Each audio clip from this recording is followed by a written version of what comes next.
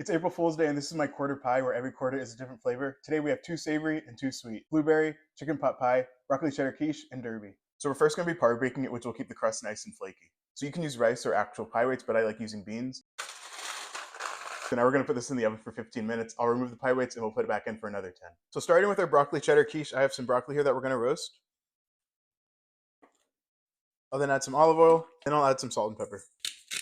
I'll then add them to a prepared pan, and now we're going to put this in the oven. The broccoli's fresh out of the oven. It was in there for about 10 minutes. Whatever we don't use for the quiche, I'll just save for lunch. Finishing up the quiche, I have some milk, 2 eggs, some salt, pepper, and then we have our cheddar cheese. And then we have some of the broccoli that we're going to add into.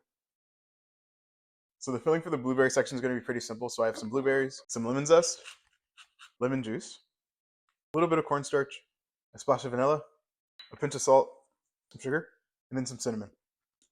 So next we're going to be working on the chicken pot pie. I'm going to add in some butter and then some oil, and we're going to get this heated up on the stove. I'm going to be cheating a little bit and using some shortcuts. So I have a Mirepoix mix here.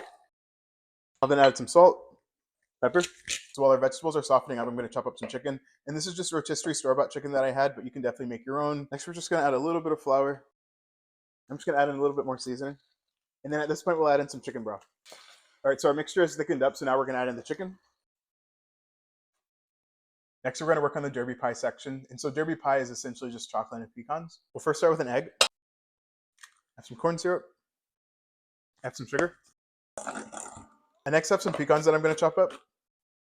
And I have some random chocolate I've been saving. I also have some melted butter. And then I'm going to add a splash of this vanilla. So we're first going to start with our derby pie filling. We then have our chicken pot pie filling, so whatever I don't use, I'll just put in the freezer or make mini chicken pot pies later. We then have our blueberry filling, and then finally our quiche. So now we're going to work on the toppings really quick. So I'm just going to use this small cookie cutter, and we'll use these for both the chicken pot pie but also the blueberry pie.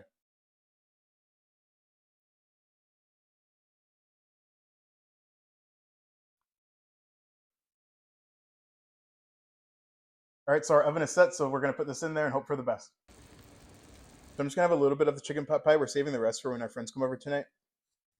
The crust is super flaky and it smells amazing. I know I did a few shortcuts with the chicken pot pie, but I'm really happy with the flavor overall. I'm really happy with how this turned out overall. There wasn't a lot of leaking because of the walls being nicely prepped. I'm excited to hear what my friends think about this tonight, and I'll be sure to leave the ingredients in the caption.